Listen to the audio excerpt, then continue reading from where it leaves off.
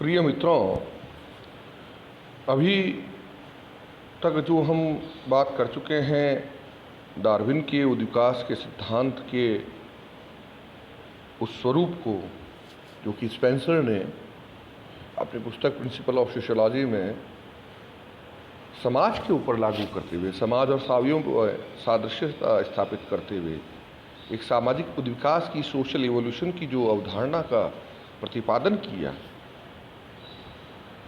उसमें मैं समझता हूँ कि आपको बहुत अच्छी तरह से समझ में आ गया होगा कि किस प्रकार से जीवों का विकास जो है वो समानता से भिन्नता और सरलता से जटिलता की ओर हुआ। उसी प्रकार से उन्होंने उसकी सादृश्यता के नियम के आधार पर उन्होंने इसे समाज के ऊपर भी लागू करने का प्रयास किया, और मैंने काफ़ी विस्तार में इसको आपको समझाने का प्रयास किया है। तथापि अगर आपको कोई कन्फ्यूज़न हो, कोई संदेह हो, तो आप निश्चित तौर पर, जैसा कि हम हमेशा अपने ग्रुप में डिस्कशन करते हैं, आप मेरे पर्सनल व्हाट्सएप पर प्रश्न भेज सकते हैं। मैं निश्चित तौर पर आपके उस संदेह को दूर करने का पूर्ण प्रयास करूंगा। अभी तक जो बात हुई उसके आधार पर ये बात तो बहुत स्पष्ट हो गई कि जिस प्रकार से जीवों की उत्पत्ति जो डार्विन ने बताई थी, एक कोशीय जीव सरलता से जो सरल स्वरूप में था, और किस तरह से उसमें विभिन्न अंग धीरे धीरे स्पष्ट होने लगे, और वह धीरे धीरे इस जीव का विकास, जो मानव जी का विकास हो रहा है और अभी तक निरंतर इसका विकास हो रहा है। हम डार्विन के उस सिद्धांत को अगर समझें तो ये तो पक्का हमें समझ ही लेना चाहिए कि ये विकास की, ये उद्विकास की जो प्रक्रिया है, ये यहाँ पर आकर खत्म नहीं हुई है। इसका एक निश्चित चरण है। हालांकि ये चरण जो है ये कोई 2, 4, 5, 10, 50, 100 सालों का नहीं है। ये कई सौ सालों का, हजारों साल के मानव के विकास का, जीवों की उत्पत्ति के विकास की बात आ रही है। डार्विन के सिद्धांत में हम मानव की बात इसलिए करते हैं क्योंकि मानव भी तो अगर एक मोटे तौर पर देखा जाए तो इस पृथ्वी का जीव ही है। ये तो हमने, इंसानों ने ये फर्क कर दिया कि ये जानवर है, ये इंसान है, वरना एंथ्रोपोलॉजी के रूप में अगर देखा, एंथ्रोपोलॉजिस्ट के रूप में देखा जाए, मुझे आज भी बहुत अच्छे से याद है जब हमारे गुरु, जब मैं पढ़ता था तो मेरे गुरु डॉक्टर पुष्पेंद्र स्वर्ण सर, जो प्रोफेसर थे जयनारायण व्यास विश्वविद्यालय में जोधपुर में, एक बार ऐसे ही मैंने कोई बात चल रही थी और मैंने कह दिया कि सर वो जानवर और वो सभ्यता और असभ्यता, उन्होंने कहा सभ्य और असभ्य आप इतनी आसानी से बोल जाते हैं हम, लेकिन हम सभ्यता और असभ्यता की बात जब हम करते हैं, इतिहास के दृष्टिकोण से सभ्यता की बात नहीं हो रही है, मैं समाजशास्त्री दृष्टिकोण की बात कर रहा हूँ, तो वहाँ पर कई मायने में ये जीव हमसे ज़्यादा सभ्य होते हैं और हम उनके मायने, उनके अनुरूप हम उतने असभ्य होते हैं। जैसे उदाहरण के तौर पर इंसान अपनी भूख मिटाने के बावजूद लालच में या और अन्य वजह से जानवरों का शिकार करता है, लेकिन जंगल में जानवर शिकार तभी करते हैं जब उनको भूख लगती है। उनमें जमाखोरी की प्रवृत्ति नहीं होती है, उनमें और भी बहुत सी चीज़ें नहीं होती हैं। कई मायनों में वो हमसे ज़्यादा समझदार है। संस्कृति के उत्पत्ति के सिद्धांत में बहुत स्पष्ट तौर पर आता है कि इंसान ने अपनी संस्कृति का विकास केवल इसलिए कर लिया क्योंकि इंसान के पास में 4-5 चीज़ें जो हैं वो एक साथ में हैं, जिसमें तीक्ष्ण, एक ही जगह पर केंद्रित की जाने वाली दृष्टि है, इंसान को सीधे खड़े होने की क्षमता है, उसके दोनों हाथ जो चारों तरफ घुमाए जा सकते हैं, अलग अलग दिशाओं में एक साथ घुमाए जा सकते हैं, हाथों में भी अंगूठा, और सबसे बढ़कर उसका मेधावी मस्तिष्क। ये 4-5 चीज़ें ऐसी हैं इंसान के पास में जो अन्य जीवों पर नहीं है, उनके पास एक साथ में नहीं है, इसलिए इंसान ने अपनी संस्कृति का विकास कर लिया।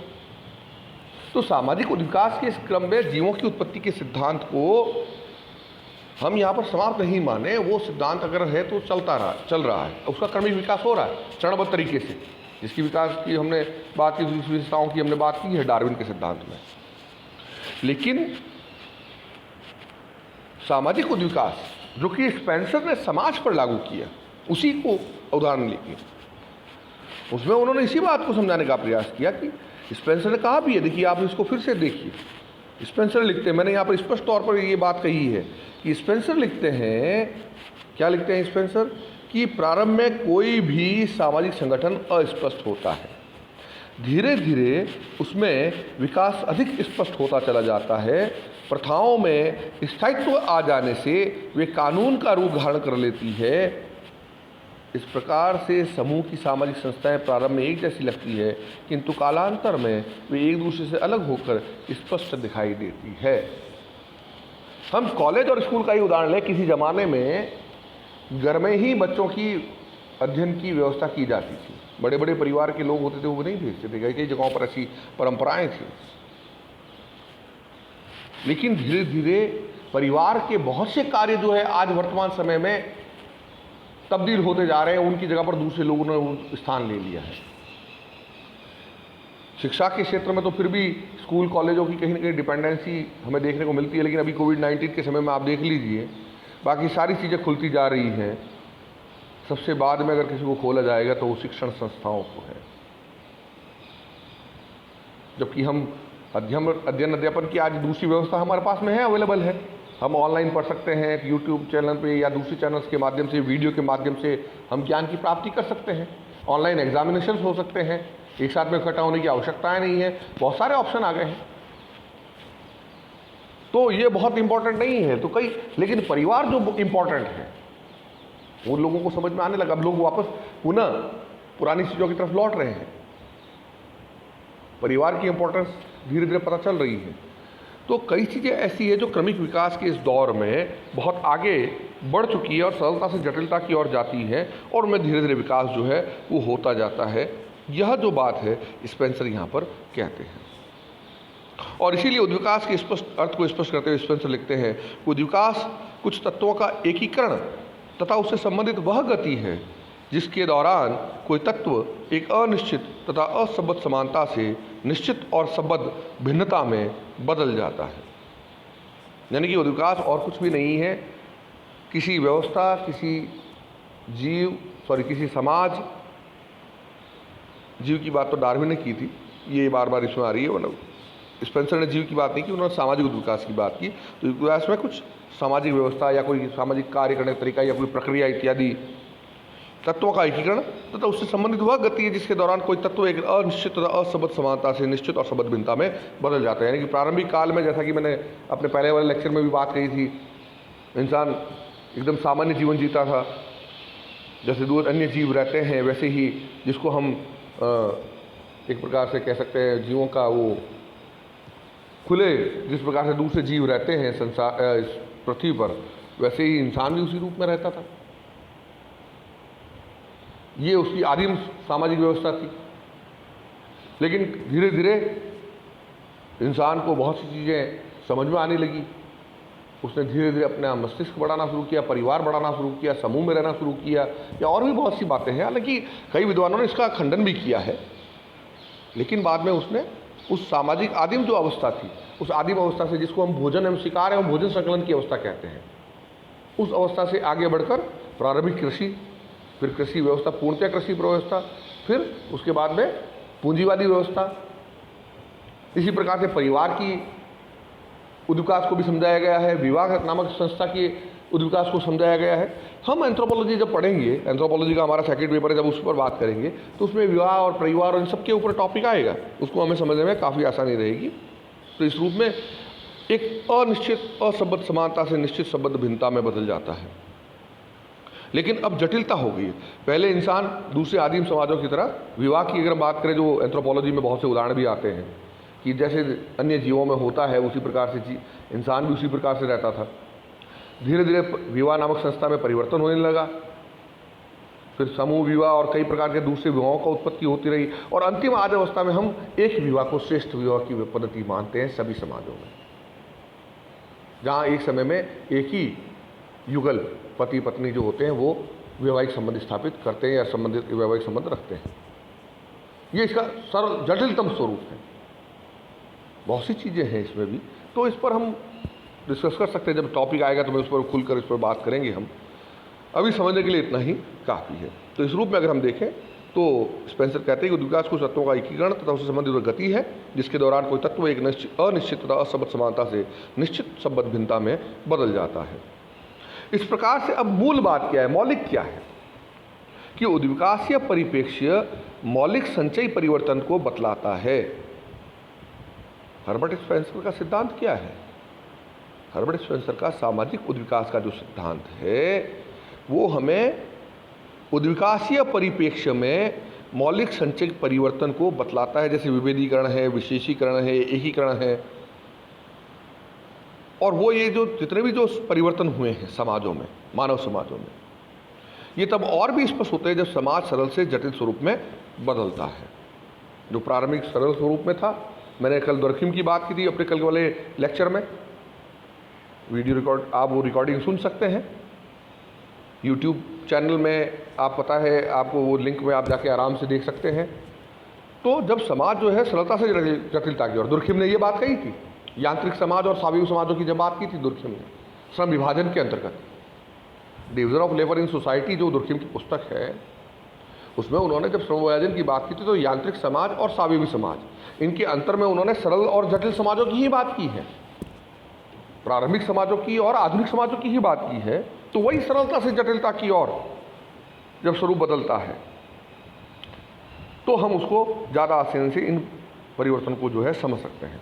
अतः सामाजिक उद्विकास को विभिन्न समाजों में होने वाले सामाजिक परिवर्तन के अध्ययन के उपागम के रूप में समझा जाना चाहिए, न कि किसी विशिष्ट सामाजिक व्यवस्था का सामान्यकृत सिद्धांत। यहाँ पर ये अंतिम जो 4 लाइनें हैं ना मेरे युवा साथियों, इसको समझ लेना अच्छे से। इस लेक्चर को आप सुनते वक्त बार बार इस बात को ध्यान में रखना, और कोई कन्फ्यूज़न हो तो मुझसे प्रश्न पूछ लेना कि यहाँ पर सामाजिक उद्विकास का जो स्पेंसर का जो सिद्धांत है वो विभिन्न समाजों में होने वाले सामाजिक परिवर्तन के अध्ययन के एक उपागम के रूप में, एक स्वरूप के रूप में समझा जाना चाहिए। अंतिम सत्य नहीं है, उन्होंने अंतिम निर्णय नहीं दे दिया है, मार्क्सिस्ट थियरी की तरह नहीं है कि भौतिक ही सब कुछ है।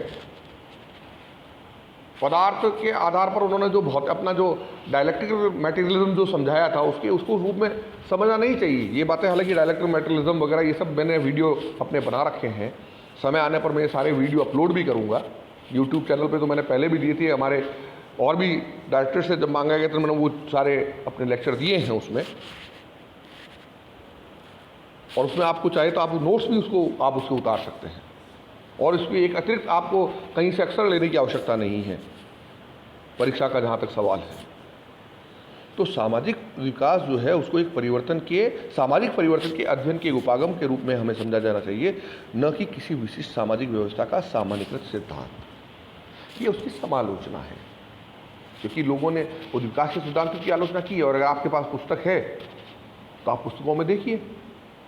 उद्विकासी सिद्धांत केवल स्पेंसर ने तो दिया था, सबसे पहले उन्होंने किया था, लेकिन बाद में और भी कई बहुत सारे विद्वान हैं जिन्होंने उद्विकासी सिद्धांत में आए हैं, उन्होंने वो सिद्धांत दिए हैं अपने, उसकी आलोचनाएं भी हुई हैं। लेकिन यहाँ पर हमारा सिलेबस केवल स्पेंसर की बात कर रहा है। हमारे सिलेबस में क्या लिखा है? हर्बर्ट स्पेंसर, सोशल इवोल्यूशन या सामाजिक उद्विकास। तो हम केवल स्पेंसर के सामाजिक उद्विकास की बात करेंगे। स्पेंसर ने सामाजिक उद्विकास के बारे में क्या कहा उस पर बात करेंगे। प्रत्यक्षवाद के सिद्धांत को इससे पहले मैंने दिया था, तो मैं फिर से आपको कह रहा हूँ, ये क्लास नहीं है, वरना मैं बार बार आपको हमेशा समझाता, लेकिन मेरी इस बात को आप ध्यान में रखिएगा। प्रत्यक्षवाद की हम जब बात करेंगे तो हम केवल कॉम्ट के प्रत्यक्षवाद की बात करेंगे, क्योंकि वो हमारा सिलेबस है। कॉम्ट के अलावा किसी ने प्रत्यक्षवाद पर बात की है, हम उस पर बात नहीं करेंगे। आप कल को ये प्रश्न आ भी सकता है कि सर आपने कॉम्ट के प्रत्यक्षवाद में केवल कॉम्ट की बात की, दूसरा तो प्रत्यक्षवाद में और दूसरी बात की नहीं। उद्विकास के सिद्धांत में, सामाजिक उद्विकास के सिद्धांत में आपने केवल स्पेंसर की बात की, दूसरों की बात की नहीं। तो दूसरों की बात इसलिए नहीं की है क्योंकि वो हमारे सिलेबस में नहीं है। हमें परीक्षा उपयोगी आधार पर ही हमें तैयारी करनी है, और हमारा सिलेबस केवल स्पेंसर की बात करता है। मैं कई बार देखता हूँ, मैं फिर से आपको कह रहा हूँ, उस पर गौर कीजिएगा। कई बार मैं देखता हूँ प्रश्न पूछा जा रहा है सामाजिक मूल्यों पर, जब मैं थर्ड ईयर की कॉपियाँ चेक करता हूँ, मैं विशेष तौर पर इस बात पर ध्यान देता हूँ। बात की जा रही है मुखर्जी के सामाजिक मूल्य की, परिभाषा कीजिए और विद्वान की आ रही है। बात आ रही है जातीय व्यवस्था में घुरिये द्वारा दी गई विशेषताओं की वर्णन कीजिए। हम बात कर रहे हैं घुरिये की, जो जीएस घुरिये ने जो विशेषताएं बताई, उसके अलावा अन्य विशेषताओं पर बात कर रहे हैं। अरे भाई क्यों बात कर रहे हैं? बहुत लिमिटेड टाइम है, 3 घंटे का पीरियड है, एक कॉपी मिलती है, सप्लीमेंट्री कॉपी भी नहीं है, क्यों फालतू में टाइम वेस्ट कर रहे हो? बात हो रही है आत्महत्या का सिद्धांत आएगा, देखिएगा, मैं आपको फिर से कह रहा हूँ, दुर्खिम का आत्महत्या का सिद्धांत आएगा, सुसाइड का सिद्धांत आएगा, आपके सिलेबस में है। दुर्खिम ने आत्महत्या के कारणों की क्या व्याख्या की, पुस्तक पढ़िएगा आप बहुत गौर से, मैं लंबे समय से इस पर डिस्कस कर रहा हूं। दुर्खिम ने आत्महत्या के सिद्धांत में आत्महत्या के कारणों में कहीं पर भी मनोवैज्ञानिक, भौगोलिक या किसी अन्य कारणों को प्रभावशाली नहीं बताया है। उन्होंने केवल सामाजिक कारणों में ही आत्महत्या को ढूंढने की बात कही है, और लोग आत्महत्या के कारणों में उन दूसरे कारणों की बात करते हैं। छात्र छात्राएं लिखते हैं, विद्यार्थी लिखते हैं, शायद नंबर भी मिलते होंगे, मैं नंबर नहीं लिखता। दुर्खिम ने जो कारण बताया आप केवल उसके ऊपर बात करें। जब दुर्खिम की बात आती है, यूं कोई सिद्धांत आता है तो उस पर आप दूसरी डिस्कशन भी कर सकते हैं। तो इस रूप में अगर आप देखें तो सामाजिक उद्विकास जो स्पेंसर ने दिया है, उसको हम सामाजिक परिवर्तन के अध्ययन के उपागम के रूप में हमें समझा जाना चाहिए, न कि किसी विशिष्ट सामाजिक व्यवस्था का सामान्यकृत सिद्धांत माना जाना चाहिए। मैंने जिस प्रकार से क्लासरूम में बात करते हैं, मैंने ठीक उसी प्रकार से आपको समझाने का प्रयास किया है। मैं चाहूँगा, और मेरी अपील है, मैंने आज भी जब हमारा प्रोग्राम हुआ था मैंने ये बात कही थी, आप कृपया इन वीडियोज़ को देखें, इनको पढ़ें। परीक्षा के दौरान ये आपको बहुत हेल्प करेंगे, और कृपया इसमें कोई संशोधन करना हो, इसमें कोई ऐड करना हो, कोई सजेशन हो, आपको कोई फीडबैक हो, वो ज़रूर मुझे भेजें, ताकि हम इसको और बेहतर तरीके से एनएसएस के कार्यक्रमों में, एक भारत श्रेष्ठ भारत के कार्यक्रमों में तो हम मिलते ही हैं जो शहर के हैं, गांव से जो लोग नहीं आ पाते, मैं समझ पाता हूँ, कोई बात नहीं, लेकिन इस माध्यम से तो कम से कम आप जुड़ें सीधा और प्रॉपर ढंग से रेस्पॉन्स दें, फीडबैक दें। अगर आपको कुछ कमी लग रही है तो बताएं, हम उसको और बेहतर करने का प्रयास करेंगे। आज के लिए इतना ही काफ़ी है। धन्यवाद।